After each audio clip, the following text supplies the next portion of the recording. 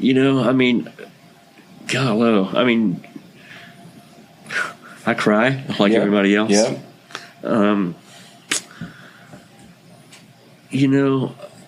I'll fall apart like anybody else. This has been a while, It's all right. but it's still very close to me. Yeah. I don't take what I have for granted. Amen. I really don't.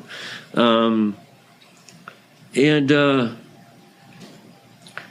then, ultimately, I don't know if you could say I pray, but ultimately I'll find a way just to let go and know I'm going to keep working on this situation to make the best I can of it. And somehow or another, miracles have happened out of that. And what I can see now is that but for those very experiences that really brought me to my knees, I never would have experienced just what I feel is the profound joy of life and confidence, meaning with faith, confidence with fideo faith that I get to live from today. And so I would almost say it's faith, that ultimately I fall back on in really, really, really devastatingly tough times. Welcome to the Habits to Goals podcast with Martin Grunburg. It's time to take control of your life. Are you ready to achieve goals faster and more consistently than ever before? You need the Habit Factor. You're listening to Habits to Goals, the podcast that helps you create the habits that lead to success. And here is Martin Grunburg. All righty, here we go. Welcome back. Thank you for joining me. My name is Martin Grunburg. You are in the studio, and today we have a phenomenal guest. In fact, I feel slightly bad. I have used this as an excuse to get my good buddy, my great buddy, Big Bush, into the studio. All I can tell you, just like quick summarize, if they were giving out life clinics, Bing would be a master instructor. So without further ado, Bing Bush Jr., how are you doing, sir? Thanks for coming in. Oh, thanks. Thanks a lot. It's great to be here. I'm doing wonderful things. Yeah, you look great. I have not, Likewise, as I said, I haven't seen you in at least a few months, and it's an honor to get you into the studio. So a little bit about Bing before we dive into his background. Bing is, and don't hold this against him, he's a lawyer. But for the most part, and we are going to talk about that, he is also a phenomenal entrepreneur in a very interesting way.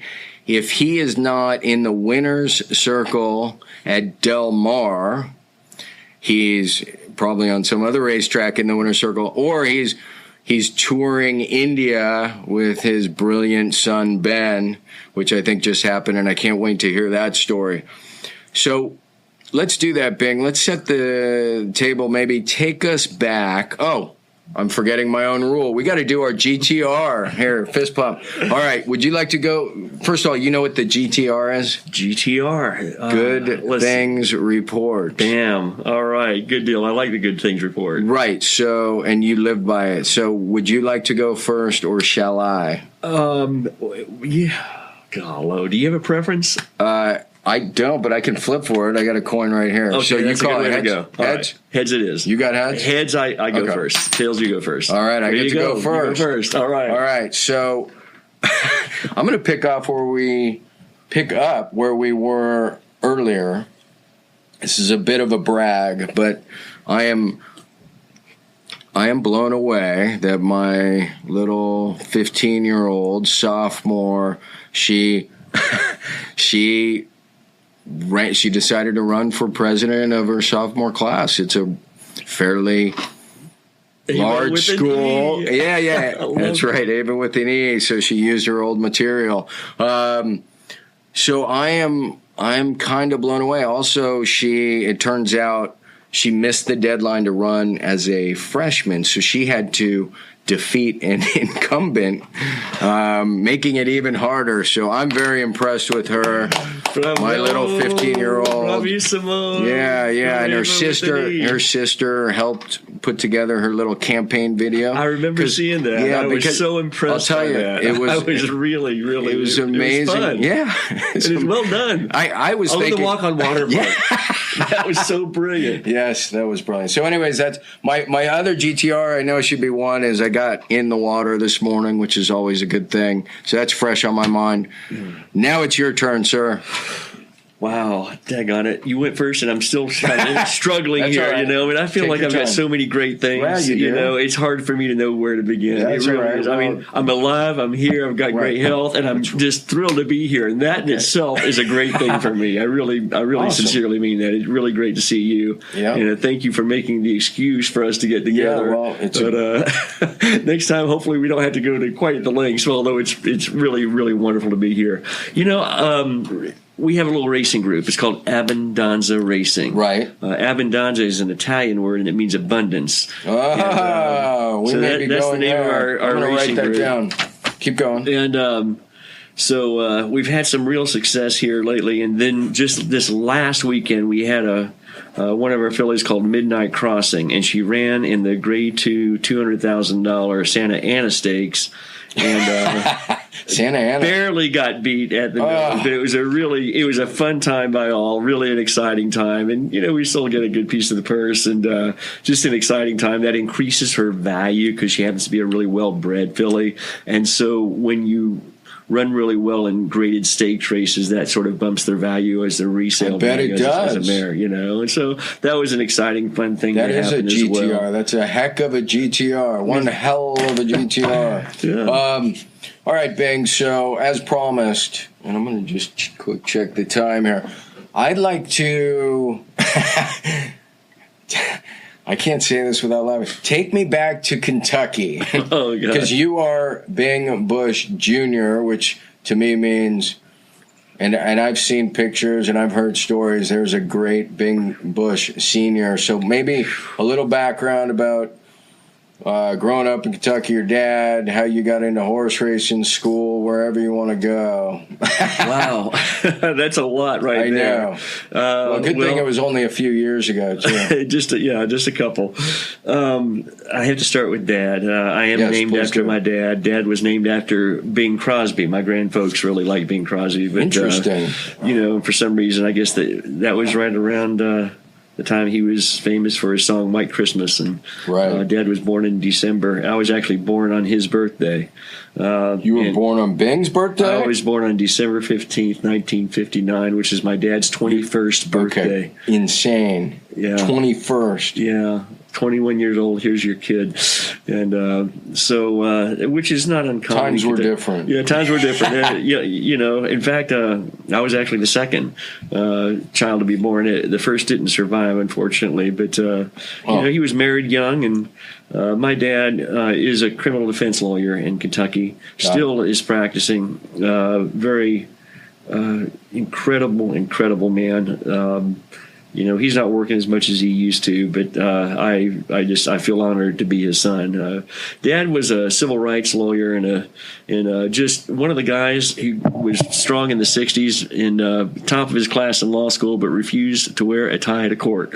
And was just I love that. Yeah, just a real. Did he have a great strong liberal ponytail? Oh yeah. He awesome. Had, just the hair of the beard. He wore a cowboy hat a bit, and sometimes some, leather coats with shingles on them and stuff. But a tie, he had a hard time with that, and judges would kind of chastise him. And I can remember growing up in school, sometimes he'd take me to cases with him, and so I get to see him in trial. And every case was pretty much the same. He represented this guy who was accused of something, and the prosecutor would talk for a long time about all the evidence as to why they think he did it. Right. And then Dad would get up and talk about everything else in the world, but what the prosecutor was talking about.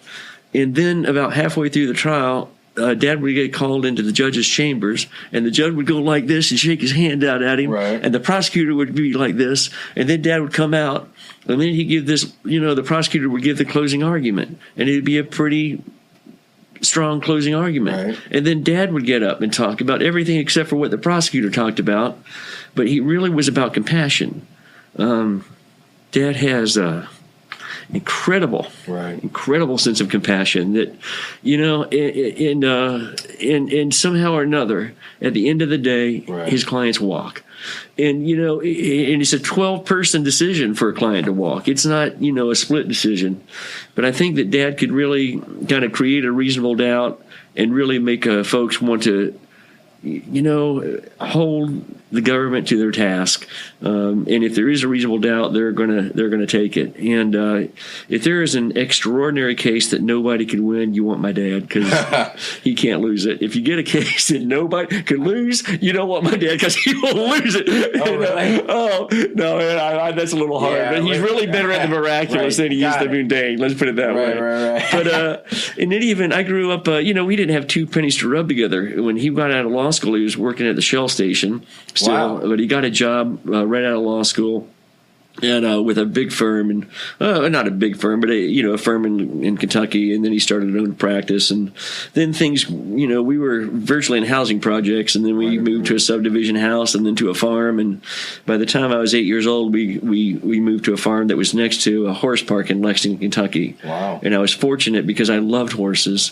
And so we had horses, and I got to ride every single day. And so for me, growing up was basically about getting up in the morning, cleaning stalls, having some breakfast, getting on the school bus, going to school, coming home, a bowl of cereal, going out and riding every single day out at the horse park, and then on weekends go to horse shows, and that was pretty much my life. Well, study in the evening, of course, but how did you do in school? In high school, probably average, a B student, okay. Fair, right. above average maybe. And at that point, you're still riding quite a bit? Every day, every weekend. Were you doing polo stuff? No, it was really more hunters and jumpers. Okay. At that point, I was involved in, a couple of organizations there, and then they have just tons of shows around there every weekend, pretty much. And then at what point do you know? Two significant questions, probably interrelate. Well, I know they interrelate at some point. What comes first? I'm assuming it's law. When do you know you want to study law, and take on that task? That's a good question. I always looked up to my dad, and growing up, I just assumed I'd be a lawyer like my dad. Right. I just idolized and worshipped him. Sure. And yet I just love horses. I like a lot of different animals actually, but for some reason horses and I just get along. And through high school, college, and law school, in fact, I worked at the racetrack. I galloped race horses. I broke yearlings. I did a lot of different things with horses. Just night watching broodmares, you name it, I pretty much did it, right. in the horse industry in Kentucky, and really thoroughly loved it. Did, I don't know, just a lot of things, fox hunting, you name it, I did it. But when it came down, to law school, it was kind of tough. I mean, I knew I'd go to law school, and I thought about seminary. That was the other alternative Wow. I thought about for law school. But I ended up deciding to go to law school. I went my first year of law school, and I would say that, in college, actually, I did really well. I had really great grades in college. I majored in philosophy. Where did you go? UK. And that doesn't surprise me. I Go love Big the Blues, major. UK Wildcats. We play tomorrow, man. The major in philosophy fits. You'll see how that fits later. So where was I go? Oh yeah, where'd you go to school? University of Kentucky. Okay, of in course. Lexington. Yeah, of course. And what happened was that in my first year of law school, I didn't do as well as I thought I'd do. I found that all my classmates had far more of an aptitude for this stuff than I had, and I will say that I didn't feel like I had a lot in common with them. Got it. To be honest with you, but I would. And they were making better grades than me, and it made me question really if I wanted to finish law school or what I wanted to do. So, after the first semester, when my grades weren't as great as I thought they'd be, I went the second semester. And in the second semester, I actually went to California the first time, and some interesting things happened right around there. Yeah? Where in California did you go? Well, I'll tell you, it's actually how I ended up going here, right. Or moving here from Kentucky. It was spring break from my first year of law school. And spring break. Yeah, I traveled around. Yeah, in San Diego. There you go. This is a while ago. I mean, I'd backpacked through Europe and the Middle East and stuff like that. And I'd gotten to travel a little bit, but I'd never been to California. Never really thought I wanted to go. But my sister Marcelle, who's always been smarter than me, got a job. She's a little bit younger than me. But she got a job right out of college with the La Jolla Light newspaper in California. Wow. And so her boyfriend had broken up with her in kind of a hurtful way. Right. And I figured, with spring break, I think my dad's car will make it to California. Nice. I'm going to drive to California. And so I drove cross country, and she was living in Pacific Beach at the time. So I arrived there. Well. Yeah, of course. She was on Feldspar. Yeah. And so I went to her place, and she was working. I dropped my bags. And I wanted to see the Pacific Ocean real bad. So since she was working, I went down to the just a little bit north of Crystal Pier is Diamond Street, and a little place where you can go right down the steps there. And I'll never forget, when I went there for the first time, I went to that place where those stairs are, and I looked over the Pacific Ocean for the first time in my life. It was one of these blue sky days, and the water was blue, and you could see the cliffs of La Jolla. Oh, man. And I'll never in my life forget the exact, precise thoughts that I had at that time. And they went as follows: oh, my God, this is so beautiful, and this is the United States of America. It's a little different than Kentucky. Any American is free to live here. I'm an American. I'm free to live here. My sister, who's always been smarter than me, lives here. What am I doing over there when I could be over here? So pardon me, but I want to interject slightly. Because I've known Bing for many years, and I never knew that story. And what's crazy to me is those stairs you talked about. Yeah. I lived basically on those stairs for 10, 15 years. That was my little search spot, up and down those stairs, up and down those stairs. And just my daughter crawled on that green mound right by the stairs. Oh, yeah, I know it. Yeah, yeah. So I'm just saying, Diamond is you know it well. I know it well. Oh, man. Well, that's a great background. That was a Copernican revolution for me, actually. Because it started the wheels turning in a way I never, ever expected. Because I grew up in Kentucky. Right. It's my horses. The world revolved around you. Yeah, and I just never in my life thought I'd dreamed that I'd live anywhere else. Right. And it really started me thinking. And then, of course, my sister came home. We went to La Jolla that night. She took me to Alfonso's, which I loved. Went down to the Cove. Then went up to Mount Soledad with the cross up there. And I got a view of all of San Diego. And right then and there, it just I said, you know what? I'm going to move here. I'll finish my first year of law school, and I'll move here. Now I can't air this podcast because this is going to... This just keeps happening to people. San Diego, poor San Diego. Well, that's amazing. Yeah. So I love that. That's how you end up out here. Yeah. So how do you... There's so many different directions I can take, and I want to take. So you're out here. At this point, you have a law degree, or are you finishing it up? I had my first year of law school behind me. I only stayed here for 1 year. I basically galloped at the racetrack, gave riding lessons, did everything for about a year. Figured I can't spend the rest of my life getting on 22 horses every day, especially when you're aging. I was all of 24 or whatever, but I felt like I probably ought to get back into law school.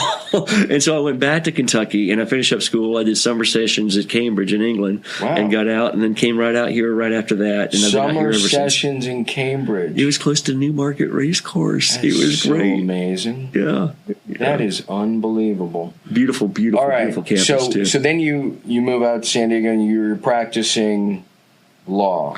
Right. Just like your father, the same type of law? No, it was very different. I thought I would be a criminal defense lawyer. In fact, I was working in the appellate division of the public defender's office in Kentucky. They hooked me up with the federal defender's office here, and I came out to interview, but my interview was so bad, I thought I was going to sit around and have some tea and talk about horses. With the head gal of the federal defenders who apparently liked horses. But it turned out they had a 3-person panel ready to interview me, and I did so bad I know my rejection letter beat me out the door. Oh, man. So I ended up working for an insurance defense law firm, a large firm, clerking until I finished the bar exam, which took me a couple of swings. I didn't pass it the very first time. And then I left that firm to go to another firm to get litigation experience because I wanted to try cases.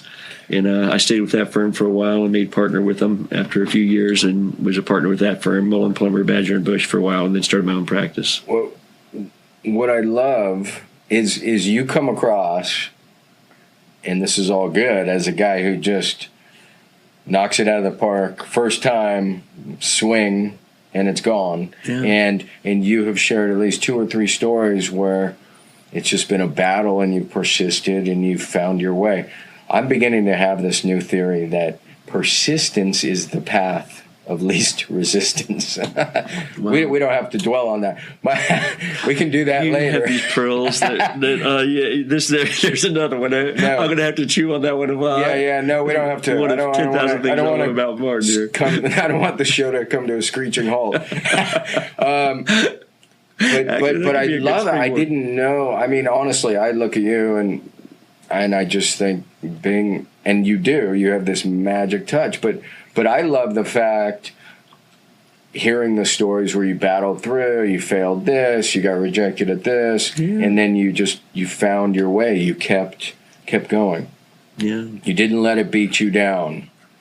Which, by the way, this is called habits to goals. So a lot of the people that tune in theory, are pursuing goals. Sure. And so much of it, I believe, is this mastery mindset. It's just, so we'll get into some of that as well.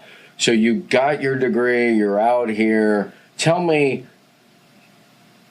one of your great, and you don't have to, I mean, obviously anonymous, but one of your great success stories. I know you have a ton from your law practice without, again, getting into too many specifics. I think you tend to show some creativity there as well. If there's anything you can share that's not going to, be an hour long. Are you talking about in the legal arena, you mean, a success story? Yeah. Well, I know you've defended or assisted claimants. So. Yeah, my work today is primarily plaintiff personal injury work. I represent people who have been hurt or injured, and I try and get them fair recoveries. And I'm lucky today. Most of my cases are referred to me by other lawyers because they might not want to try a case that's going to go to trial. Right. And I really, honestly, I think the best thing I feel like I can do is take a person's plight, try and feel what they've been through, and articulate it in a way that ultimately a jury will understand. And at the end of the day, a jury just wants to do the right thing. I don't care if they're conservative. I don't care if they're liberal, but we're hardwired to do the right thing to help people out. That was worth the show right there. Well, we're hardwired to help people. So at the core to do the right thing. I truly believe that, you know, and I think if I can help a jury understand that, and then I can ask for something fair, then they're going to come through for me every time. I bet they do. And so, it could be a big case or a little case, but. I guess on the big case realm, I once had a case that I almost had to quit practicing law after. I've had a couple of them. One was a failure in a way, and another was a success in a way. The success, however, in a way, was a case where I represented a man and a woman who had lost their son and their daughter and their 2 grandkids. Oh. And it was their only son, so he was carrying the family name, and he now was dead, and his wife was dead, and their 2 grandkids were dead, and it was the most devastating thing. To this day, it just saddens me. Right. And so they were devastating. the trucking company that caused this, it's just unfathomable the lengths that they would go to avoid liability and then to try and mitigate against the so-called damages. But we ended up with the resolution of that case, which was the highest amount of money ever recovered in the case of its type in the history of American jurisprudence. Now, that doesn't mean it was a bloody fortune, but you didn't have wage loss in this case because it was an adult son living outside of the home. Yeah. And no matter how big it is, they're not getting back their family. Well, that's right? it. That's just it. Look, there is no justice here. Right.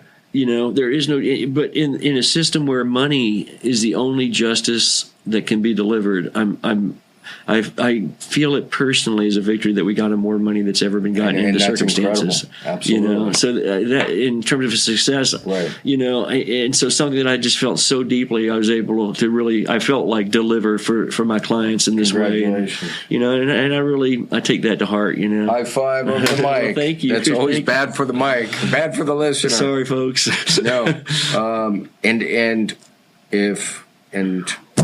I don't even want to say if you listen to that, then you get a good sense of what Bing Bush Jr. is all about right there. All right, we're going to transition to the horse racing world. Okay. Because we could do this all day, man. So you're a practicing lawyer, but you have this affinity, this love for horses. So how do you decide one day to start a horse racing group, ownership group? Well, I'll tell you what. It's funny you ask. It is funny I ask. Yeah, I mean, I enjoy the racetrack. I enjoy particularly the backside where the exercise riders and the grooms and the trainers and everybody is every single day. I think people don't really have a grasp of how much people really care about these horses and how well cared they are, and how the people that work with them do it because they love it and because they love the animal. And that's the aspect of it that I grew up with in Kentucky. My guess, why you have been so successful is because you love, for lack of a better way to put it, the back end of the business.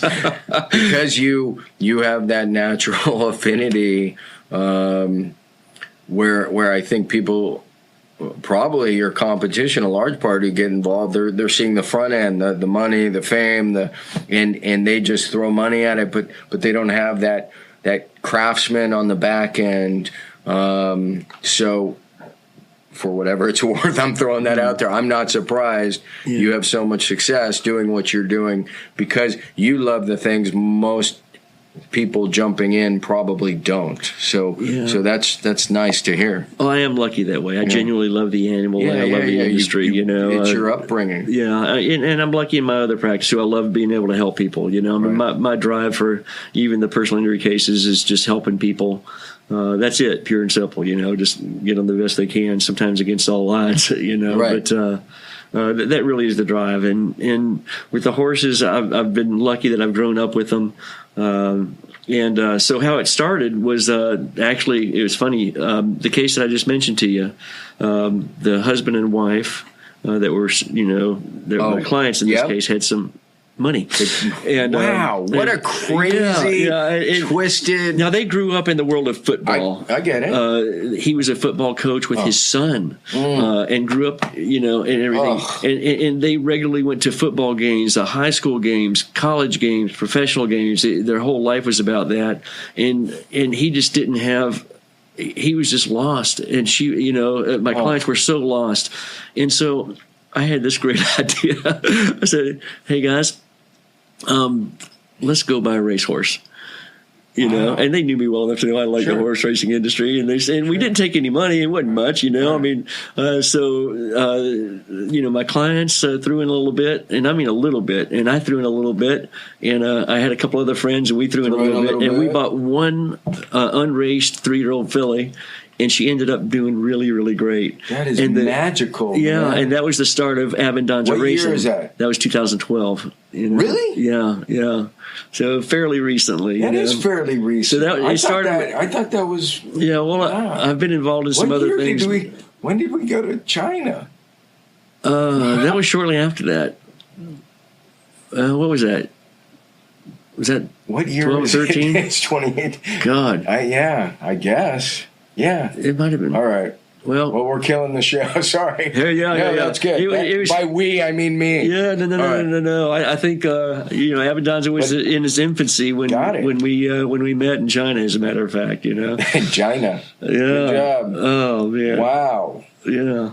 That is unbelievable. Yeah, and it just exploded since then. Yeah. So you've been growing. You've added a few partners. Yeah, a few investors. No, it's like a part-time job for me, and it could be a full-time job if I didn't have a bit of help, But I've kind of teamed up with another friend of mine, and we're running this thing, and it's been good. Cool. So this is enough for the listener / reader to understand why I've dragged Bing into the studio. You see it, you can feel it, you hear it, and so now I'm just going to do it. I'm going to ask Bing for some enlightening thoughts on. Since I didn't know he was a philosophy major, or at least flirting with that idea. Yeah. Let's. And I know you're also working on a book, so I don't know what you're allowed to disclose there.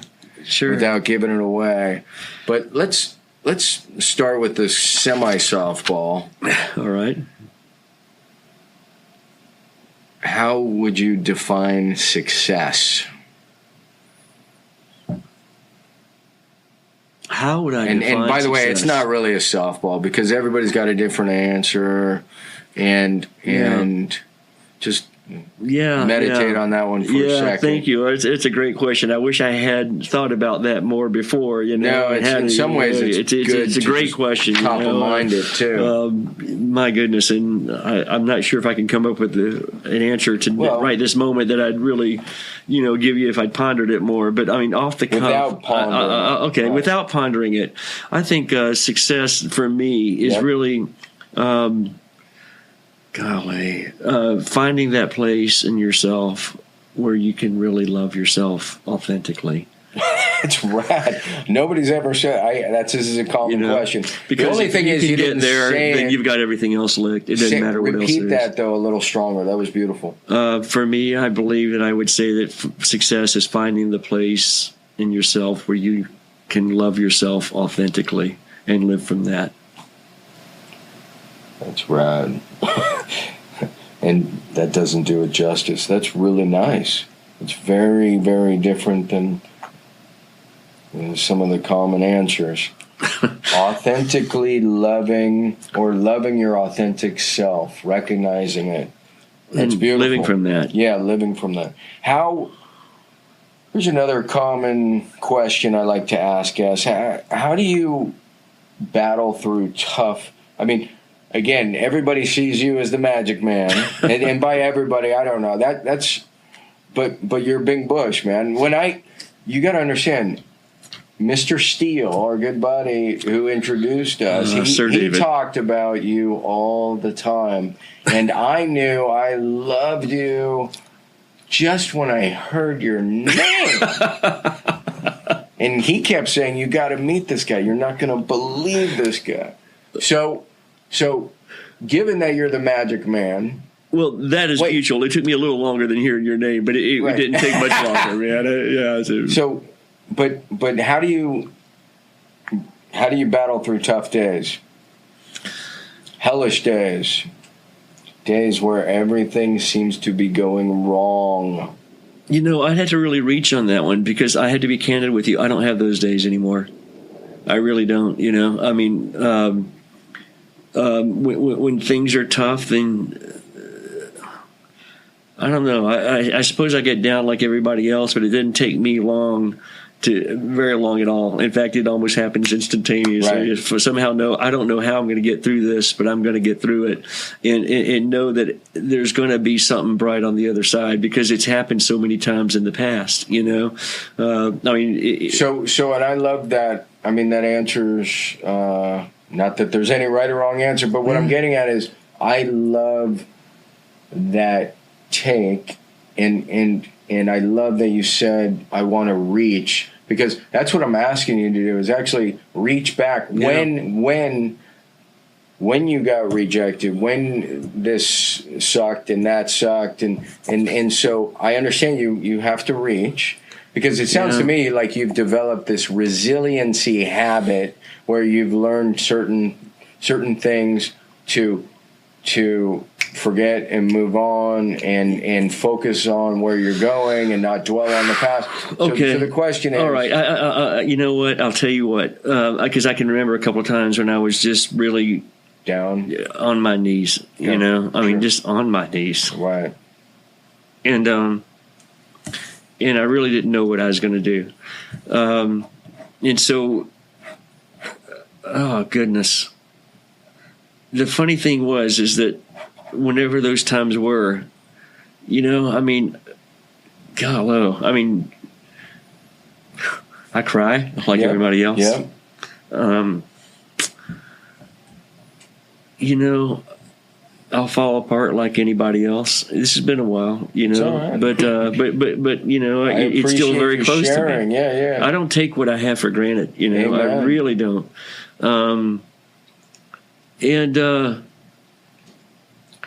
And then, you know, ultimately, I don't know if you could say I pray, but ultimately I'll find a way just to let go and know I'm going to keep working on this situation to make the best I can of it.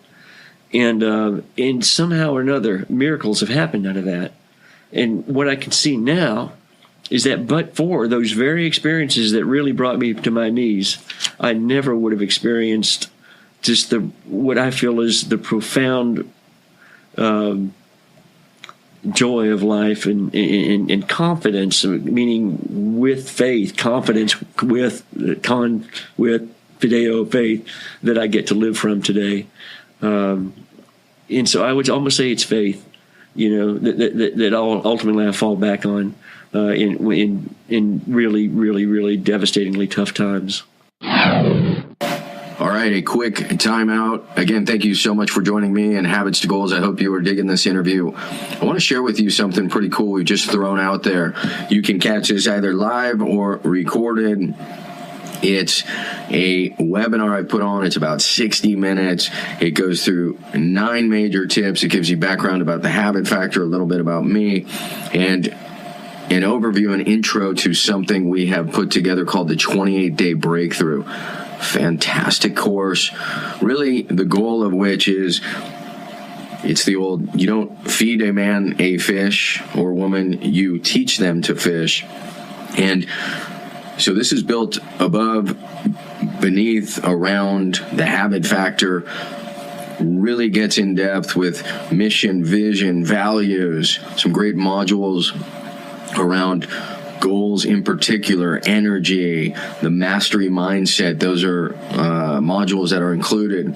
Anyways, check it out. All you have to do is go to thehabitfactor.com/28. That's the number 28 day, D-A-Y, webinar. That's thehabitfactor.com/28-day webinar.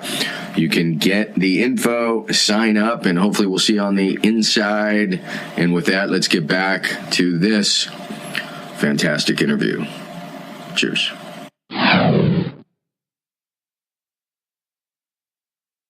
So, first of all, thank you for sharing. Second of all, you just spilled out a beautiful recipe, as far as I'm concerned. That was heavy. That was, you know, you're talking about it getting to a point where you're literally down on your knees, you're praying, then you let go, you accept, and then you have faith. And that doesn't mean you give up, though. No, exactly. That doesn't mean you give up. Then you said it is because of these challenges and moments that have produced some of the fruits and the blessings of the future. Yeah.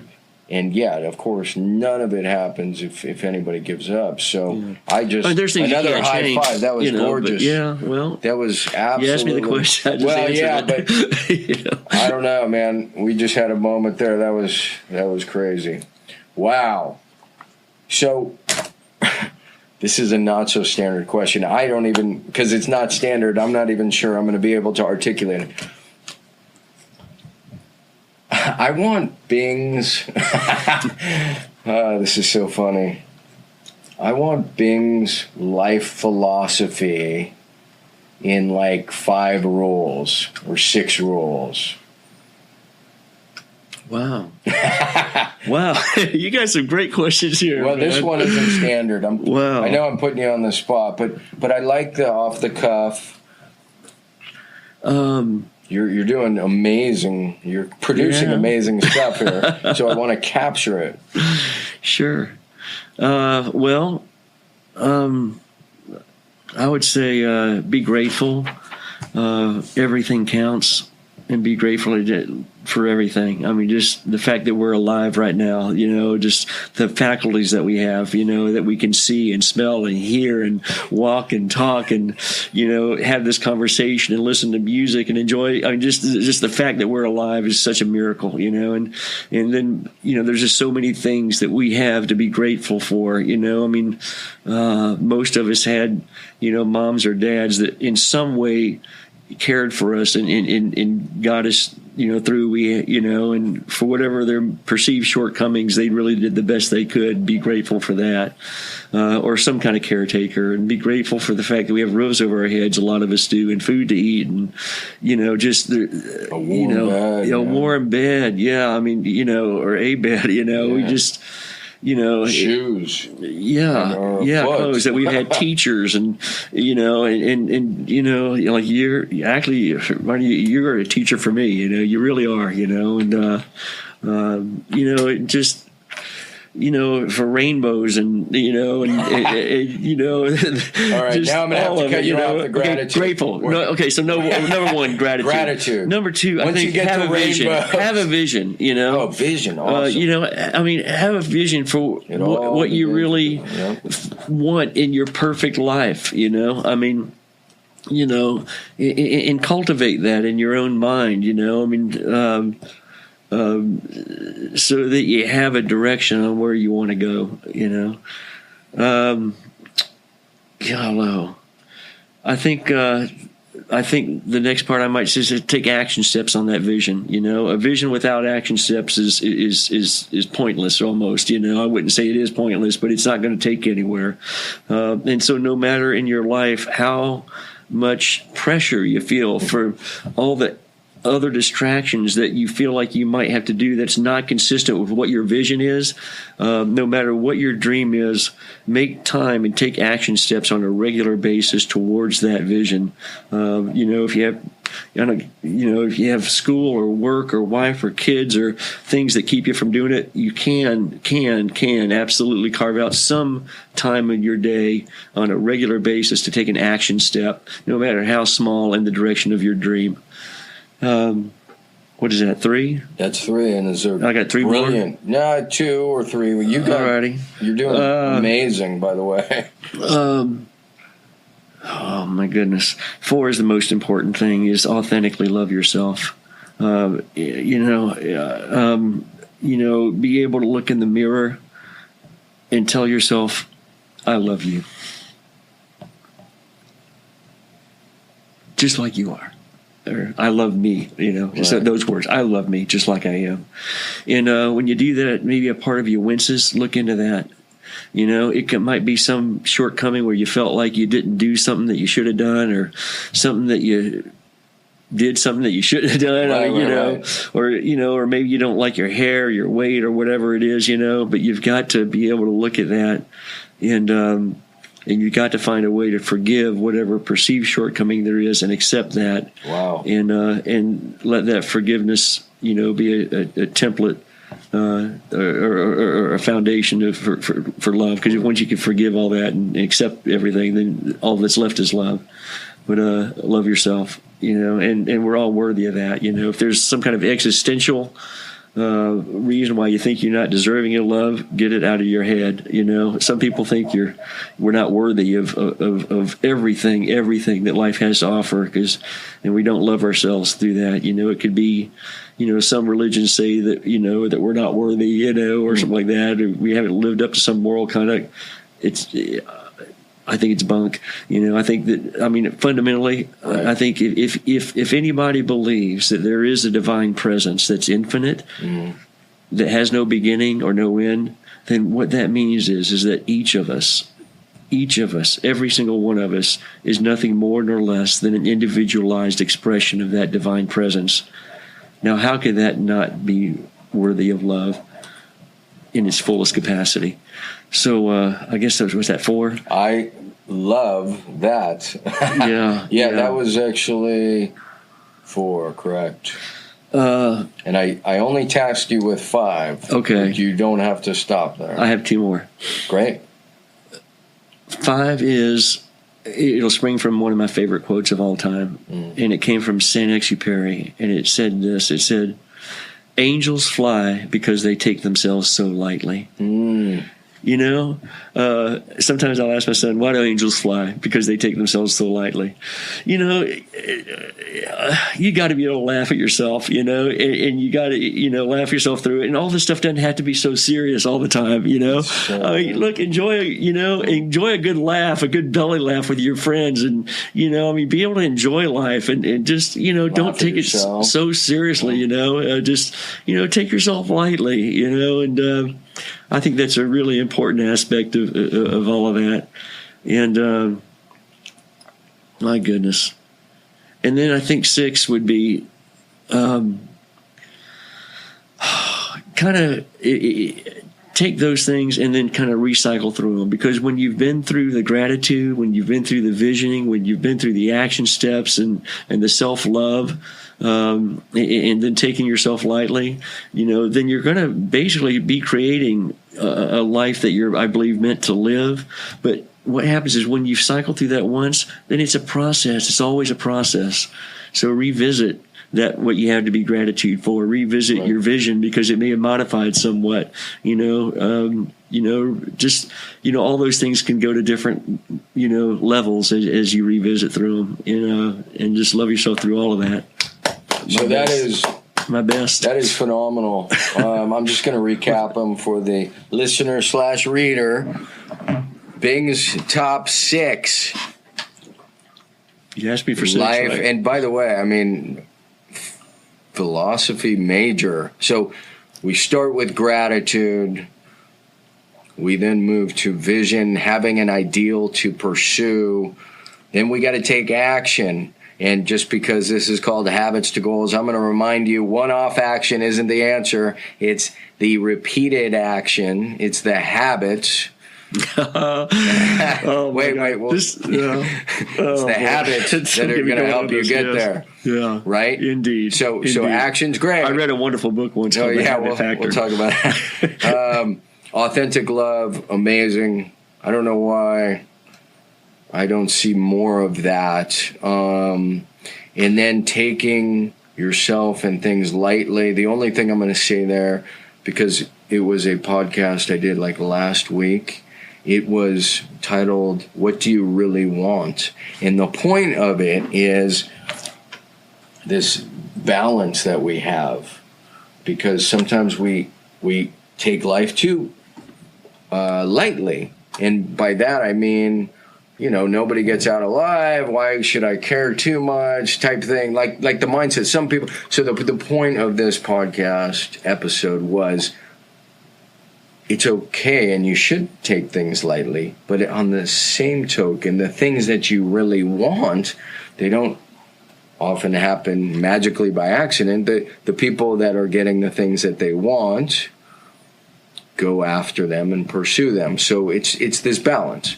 And so I think that's a fantastic point. I love the quote, "Angels fly because they take themselves so lightly." I love that quote. And then 6 is masterful, literally masterful, because it's the recognition of the great constant in life is change. And so this idea that embrace you cycle, the process, I guess. It's a process. Embrace the process. Exactly. And I love that. Yeah, and I guess so that's you how I'd say cycle that. through it over and over. So we took a little detour I know, we're going to take a breather. In fact, we're going to do that. We're going to take a breather. Okay, we are back. We took a very quick intermission. This is longer, Bing, than the normal episode. But you know what? I don't care. Well, I'm having a good time. Don't care. It's all right. Well, yeah, I mean, it's really good to be with you. You know. Yeah, no, it's fantastic to have you. So we took a quick break, and then of course, it gave Bing the opportunity to think a little bit more of his 6. So he's going to move number 6 to what's that? The 8 hole. 7? Yeah. No, I'd like to insert a number 6 and make it. You're gonna you're gonna insert 2. The process. Oh, well, you're gonna embrace the process to 8, and you're gonna insert 2. So the 6, 7, 6 and 7 are gonna come in. Just okay. You just told me at the break. So you said there were 2 new things to add. Two things to add, which is great. Here's one. One had to do with, I guess, what we named there is what step number 3. You were talking about action steps. I can't remember if that. I think that was step 3 or 4. It was 3. Alrighty. Once you know what your ideal is, then you had to take action steps. You know, and you have to do things, no matter how little time you think you have. You have to do things. Correct. But one thing that I felt like it was important to add there is that I think really one of the most important action steps is the step of allowing, because the reality is, I think that I really believe that life wants to give you what your vision is. You know, you're now living consistently with what you're really meant to be, and life wants to give that to you. So when it presents you with opportunities, don't say no. You have to allow and it. Listen. Thank you for that. No. You're exactly right. I think it's a co-creation. Like, first of all, we came from nothing, right? Like, so we can't take credit for anything we even achieve. Is not our smaller selves, our large selves. I guess what I'm getting at is anything we achieve, the fact that we exist, we've been given that. So anything we achieve is been given to us. It's the foundation of which we're working upon is something that has allowed us to become. Yeah. So if you're following that philosophy major, my point is I'm right with you there. It's a co-creation and allowing and listening and being open to. So when maybe I'm misunderstanding you, so you can clarify. So my ideal's over here, and I'm taking action, and I'm going towards it, and then something broadsides me, so to speak, and it directs me a little bit to the right, but I should allow and look and see if maybe there's a fit there that weaves me towards my vision. Is that what we're getting at? I think you're absolutely right. That's certainly an aspect of it. You know, I mean, you know, when I think of allowing, you're right. It could come from a direction that you don't anticipate, and usually does, as you say. And it might take you a slightly different direction than what you had sort of thought your action steps should be. You know, right.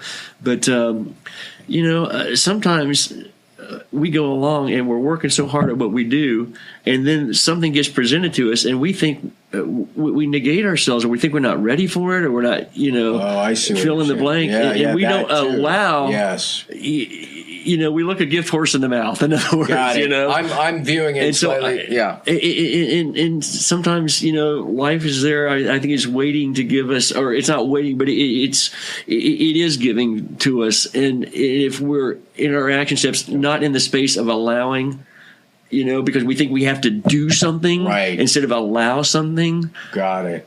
Then perfect. We've made it more difficult than it needs to be. So I wanted to add that to the action steps. Make allowing, you know, part of your action steps. You know, be open there. You know, so I was incorporating that into the allowing step, and then I was going to add a little. So go ahead. No. I just want to support your point. The show, I think, that comes on before yours So in theory, I'm not giving it away, because even though we're recording this before the show comes live, by the time this is live, the show has been out. Okay. Okay, got it. So the show that went before us that you guys heard last week or last time. Hopefully. Okay. Yeah, hopefully you did. But you're going to love this. I can't wait to hear it. What What can I not wait to hear? It's mind blowing. So if you're listening to this and somehow you missed the last interview, stop, go back, listen to the last interview. Yeah, no. But his name's Fred Gratzon, Gratzon, He has had multiple big companies. He's another magical guy like you, and he's 71-ish, and this fits in the allowing. This fits in a magical way, because his book, at first blush, people probably think is stupid. I'm sure I'm victim of that. It says, The Lazy Way to Success. And I'm like, but then I don't know something was compelling me, because nobody even recommended. I tripped upon this book, and it's like, I don't even know if it's in print, like the hard copy anymore, but I think it's freaking brilliant. And the whole point, the reason I'm bringing it up, and if you heard the interview, you know this. So Fred comes from a space. What changed his life was transcendental meditation. Oh, wow. And the whole key to this, there's a physics behind it. Because I'm of the world that, well, now my saying is work harder and smarter, but the message there is just the subtler the solution, the simpler the solution, the more powerful it is. And so the physics behind it is simply like, you could look at a hammer that might be 12 inches, and what can you do? You can hammer a few things, hit a few things, right? The same 12 inches, if you move to the chemical level, dynamite, very explosive, could do a lot more than a hammer. You move in a more subtle direction, molecular level, you have things like the atom bomb and then the hydrogen bomb. The point is, the subtler you go, the more powerful the solution.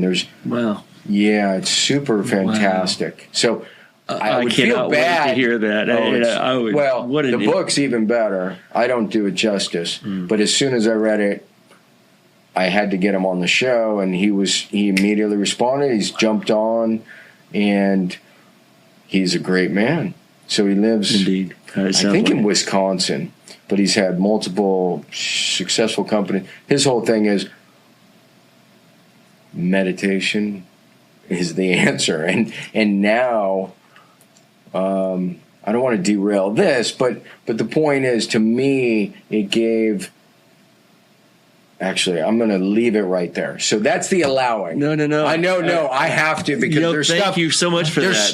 That is really great, because I think it does tie very much into the allowing. But there's stuff I'm working on. Beautiful metaphysical level, that goes into the next book. So I need to cut myself off anyway. Goodness. Wow. So it's very fantastic. Very intrigued. It's fan-freaking-tastic. I believe it. So that's the allowing, and that moves us to the next. Right. Well, I think that was meant to be part of the action step. I just wanted to incorporate. Yeah. You can do, but you really have to allow. And I think the next one you want to get to is really, really important. Yeah, thanks. Well, I would put this sort of as one of the steps. I think we said we talked about. Embracing the process is our last step. But I think just before that I would like to make that still to be our last step, the embracing the process. But just before that, you asked me about 6 things. I guess there's really maybe 7 or something like that. I would put as number 6. I would say give. If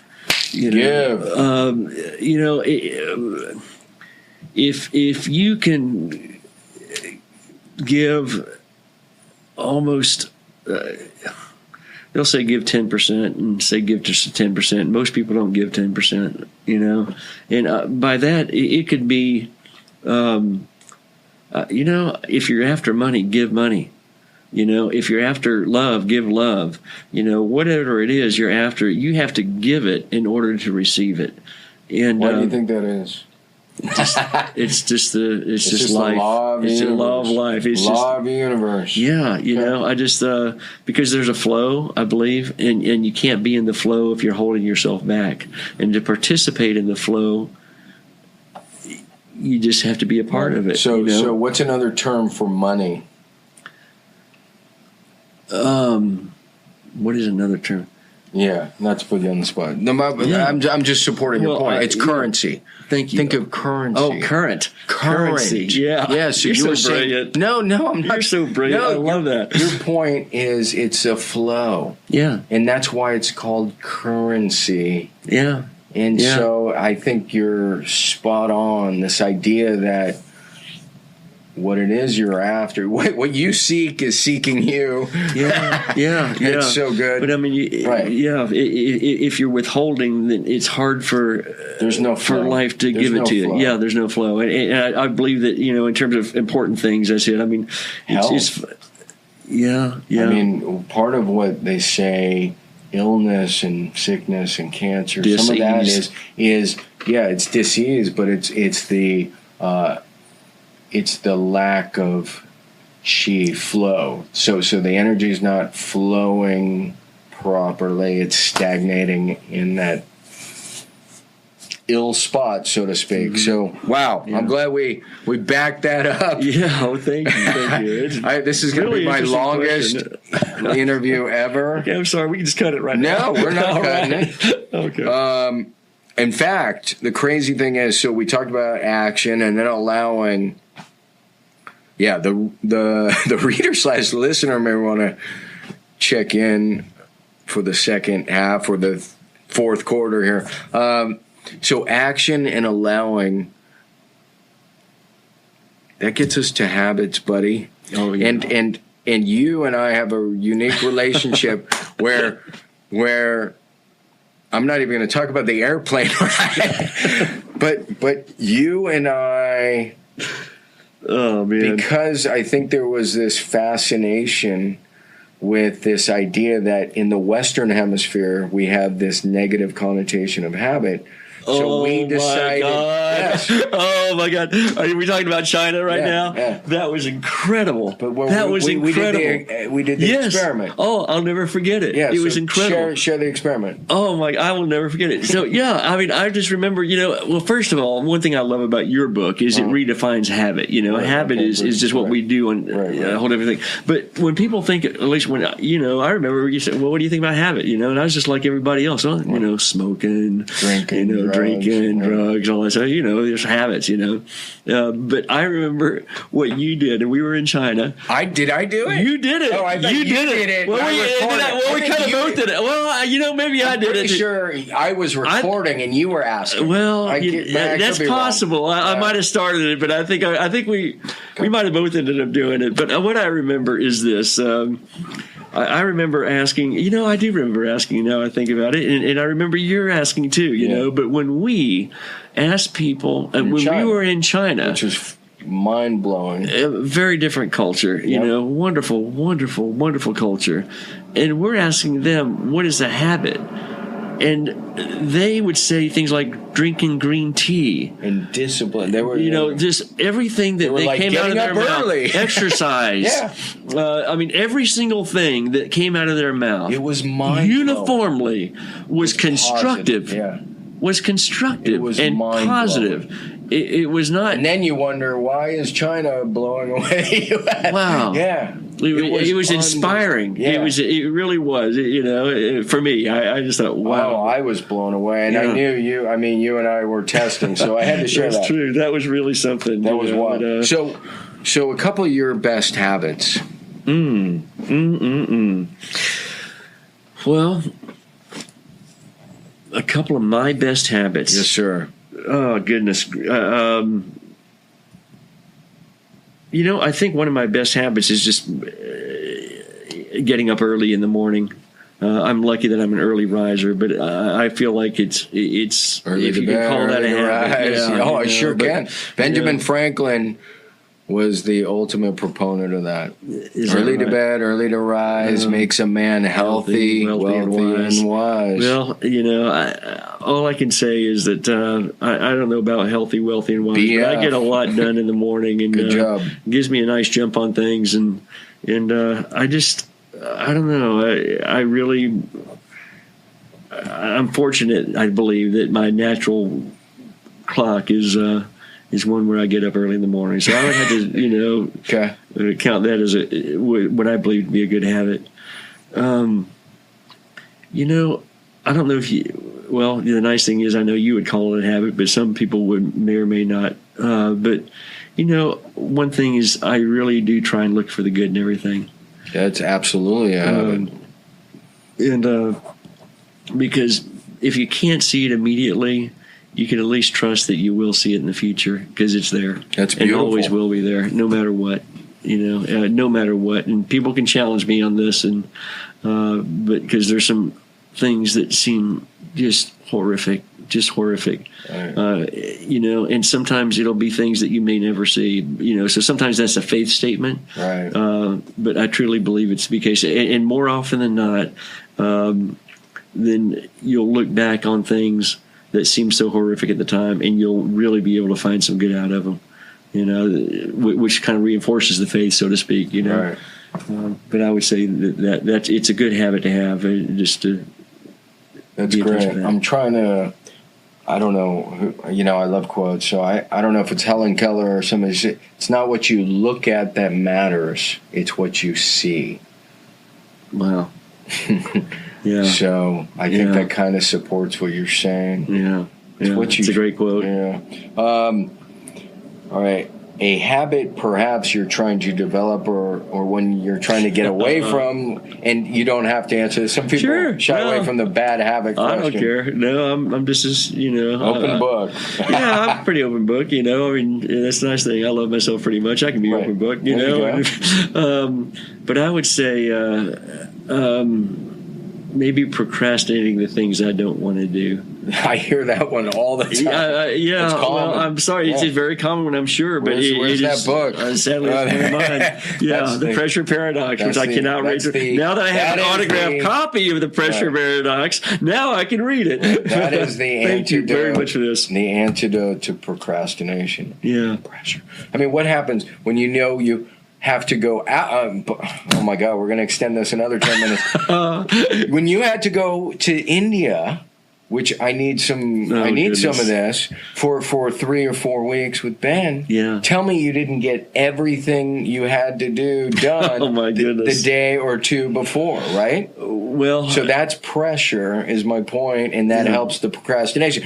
But that aside, give me a few highlights. I need to hear about India. Oh my goodness! Well, yes, I'll tell you, I did go to India for about 3 weeks. You took your I took my 22-year-old son Ben Bush, and I'll tell you what: if I'm humbled by my dad, I'm also humbled by my son. He's an amazing young man. He is incredible. I mean, I can't even believe how fortunate I am to get to have him in my life and to get to share him as a friend and as my son, and just a really wonderful connection I get to share with him. That's the gratitude right there. Yeah. Well, so Ben went to Northern Arizona University in Flagstaff, and his first semester of college, he started a meditation group. Wow. And he called them Meditation Mondays. It got sanctioned by the university there. He got a bunch of kids meditating at the dorm, and then they moved out to a different site with other folks went. Wow. And it took off pretty good. I bet. And then he started teaching mindfulness to the ROTC there, and then and a couple of his professors there were working on a textbook, and he got to co-author some things in the textbook. But he really, and he does. I mean, his habit is he meditates, and he meditates I would say a solid, culmination of at least an hour a day, if not a couple hours every day. That's a lot. That's good. And I'm sure he'd be really intrigued by by Mr. Katzen. Yeah, Gratson. So give me a highlight about India. Ben wanted to go to India, and I wanted to take him. I've always been intrigued. That's awesome. And, good father. So I have a dear friend who'd gone to India.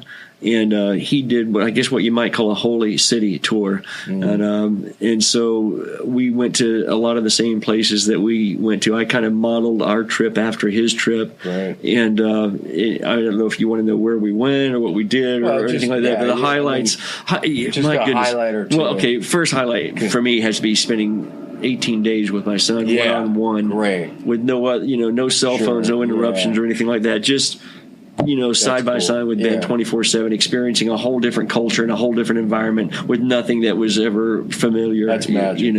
That was magic. And I would encourage anybody to take that opportunity with their loved one, with their spouse, with their kid. Right. Make that opportunity one-on-one and do something like that, because it's something that I'll never regret. No. And I don't think anybody ever would. No. So I mean, that was the greatest thing. But my goodness. I think the experience of the culture, of the cities we went to Hardwar, Rishikesh, Agra, where the Taj Mahal is, Varanasi. Went to Allahabad, where they have this Kumbh ceremony, which happens every 12 years for a couple of weeks, but they had the half Kumbh this year. And wow. I mean, over 1 million people that fled the banks of the Ganga River, and, just for cleansing. And each of these cities that we went to, they had morning ceremonies to welcome the day, and they had evening ceremonies to welcome the night, called Arti, Aarti. And going to these ceremonies and seeing how these people worship, and learning a bit more about the Hindu religion, and just learning a little bit about their culture, and knowing that we just barely touched the tip of the iceberg of really India, but getting to experience just the love of that culture. It was really, it was wonderful. It was really, truly wonderful. I thought you were going to say the tip of the iceberg of culture. In other words, theirs is thousands of years old, and ours is, we're just an infantile. We have no. We're in a temple that's 10,000 years old. Yeah, we don't even have a 10,000-year-old temple that's not even 300 years old or something. Yeah, but this is 10,000 years. That was in Dev Prayag, right at the head of the Ganga River. Where these two rivers come together, and they have this. That's unreal. It was. I'm glad you got to experience that. That sounds magical. Yeah. All right, we've rounded third. I've thrown in all sorts of extra questions because I have you captive. Favorite transformational books, 2 or 3 that come to mind. Oh my goodness. Oh my goodness. Routine question. I'll have to say one is a very small book. It's a great little book. It'll take you 20 minutes to read at best, and it's so simple. I love it. It's just called Love is Letting Go of Fear by Gerald Jampolsky. Really simple little Love book. is Letting Go of Fear. Very small book, but I love that book. It's a wonderful little reminder, and it's a very easy read, but I just love that little book for some reason. Great, I've never heard of it. Another one that I read a very long time ago, but it's a classic that you know very well, and most of your listeners do. But for me, it meant a lot too. Was Man's Search for Meaning by Viktor Frankl.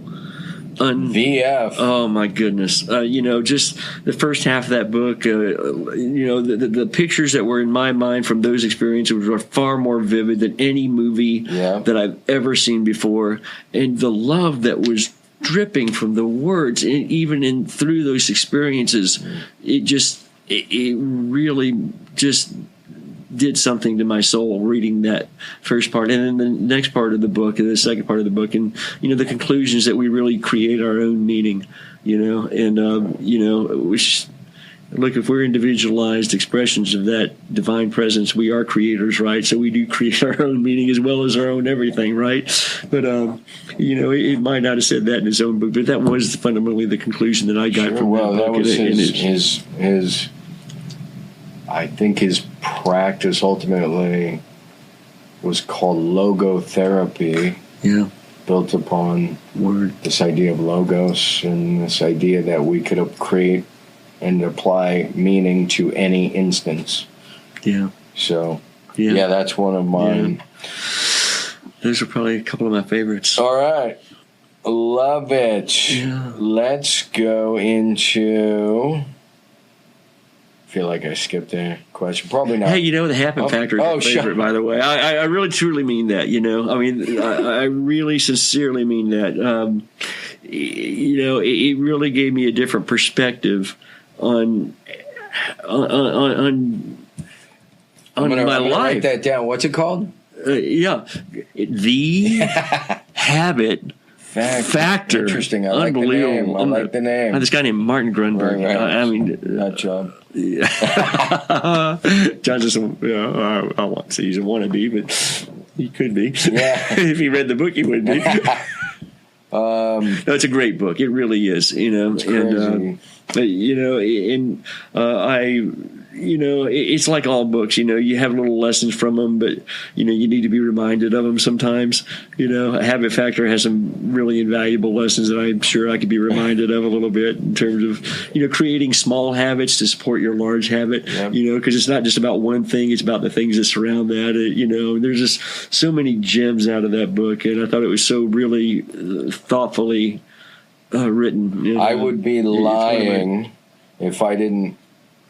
I mean, like I said, I knew I loved you, just the name, but when you came running out of the back of the airplane with the book just ripped apart and everything underlined and tackled me in the alley and just was like, what is this? I marked that book up. My copy of that book is so marked up and folded pages, which is the way I like to read, but this book was so dense. It really was great. Honestly, I just loved it. Like I said, I loved you before that. When I saw that, I'm like, this is awesome. Well, thanks for the nod. That was not required. I just call him like I see him. I really do, sincerely. Right. Yeah. So we are almost in home base here, people. Wow. All right. This is so good. This is by far the record longest interview. You're not much of a technophile, but gadgets, apps, websites, tools, other than the phone itself, anything you can't live without that you're digging tech-wise that's changed your life. You're there's nothing. You're asking the wrong guy. I'm so sorry. No, it's cool. I throw it out there because some people... Yeah, I mean, I really love Waze. You love what? Waze, W-A-Z-E. It's an app that gets me through traffic and tells me, where there's accidents and all that stuff. That's funny. Well, that's an app. Honestly, that's how, I'm just worthless at this. I'm so sorry. You're not love to be able to contribute. But on this subject, I'm really truly worthless. You could ask virtually anybody else, and they'd have a great answer for you. Some amazing mind bullets and wisdom bombs that have been dropped here. You're generous. I'm going to throw... before we sign off, what can you tell me?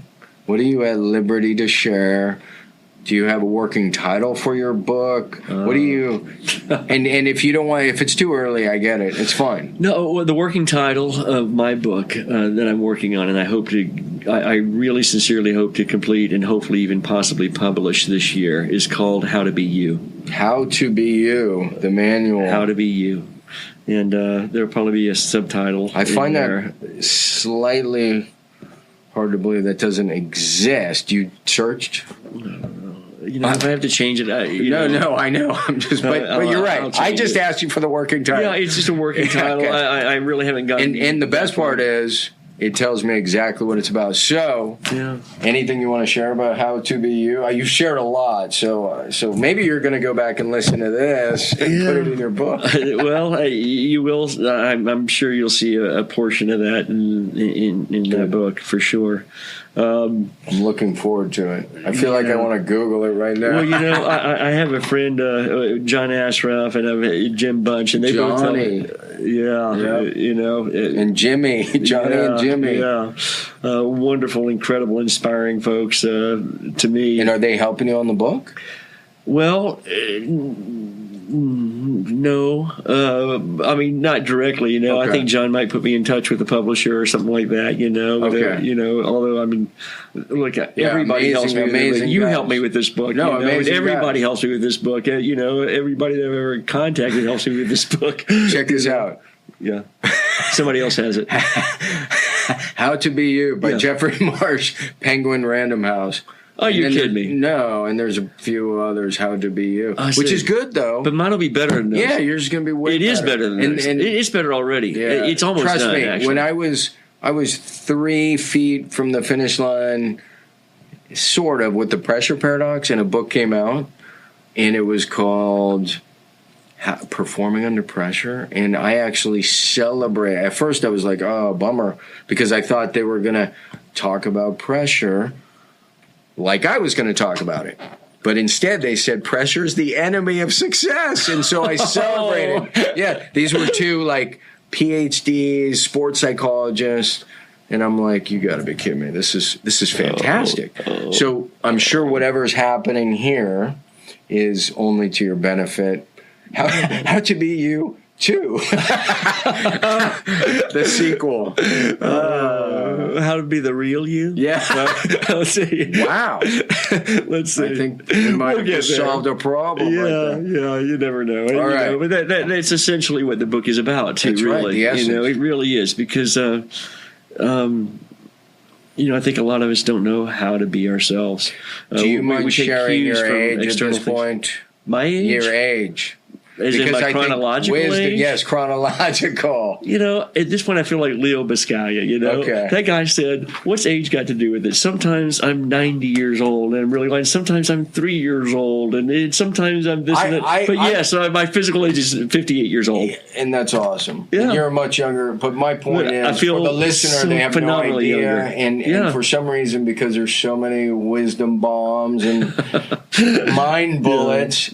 I think it adds, the worst thing, one of the worst things is these kids, I'll call them, 30, they've never been married, they don't have any kids, and yet they're supposedly teaching people about productivity.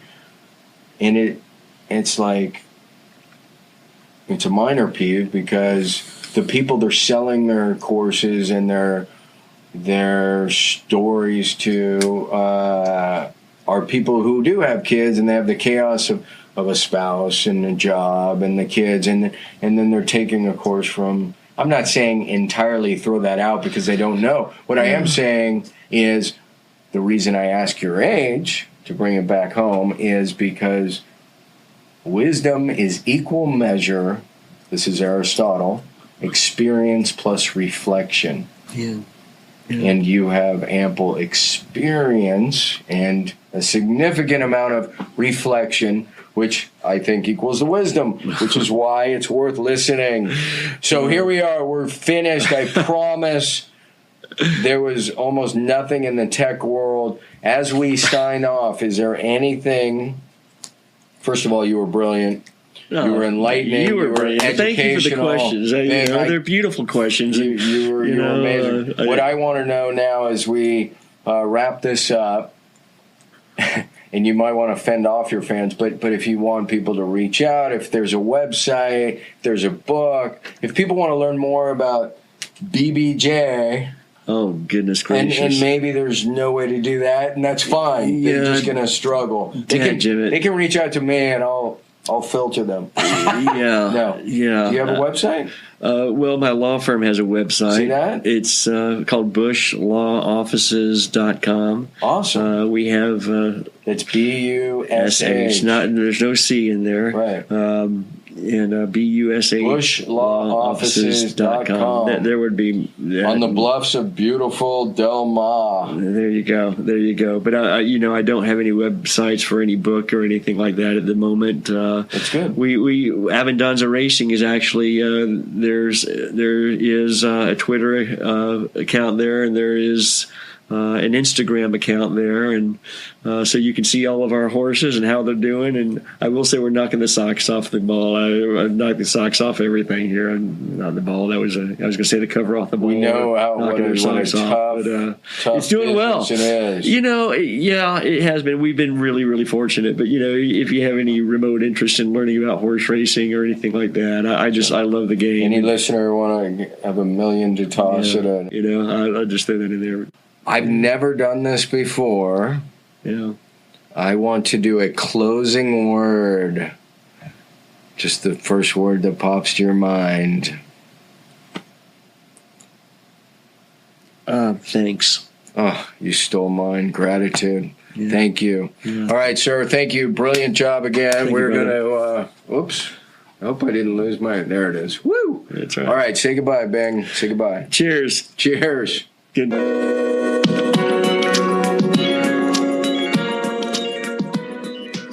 Today's episode is brought to you by Audible.com. There are over 180,000 titles to choose from. If there's one thing I know, and I think Jim Rohn was the one who said this originally, in 5 years, the difference in your life will be largely based upon two things: the books you've read and the relationships you have fostered. Doesn't it make sense to take advantage of the downtime, whether you're on the road, on a run, in the gym, kill a couple birds with one stone, get a book going?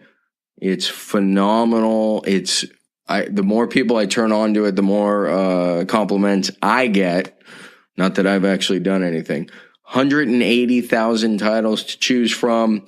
You get one free book a month, 30% off any other book. Again, check it out. audibletrial.com/habits to goals. I'm going to say that again real quick. audibletrial.com/habits to goals. And that is the number 2. And of course, when you support our sponsors, you are supporting the show. So thank you again. I am extremely grateful. We'll see you at the next episode.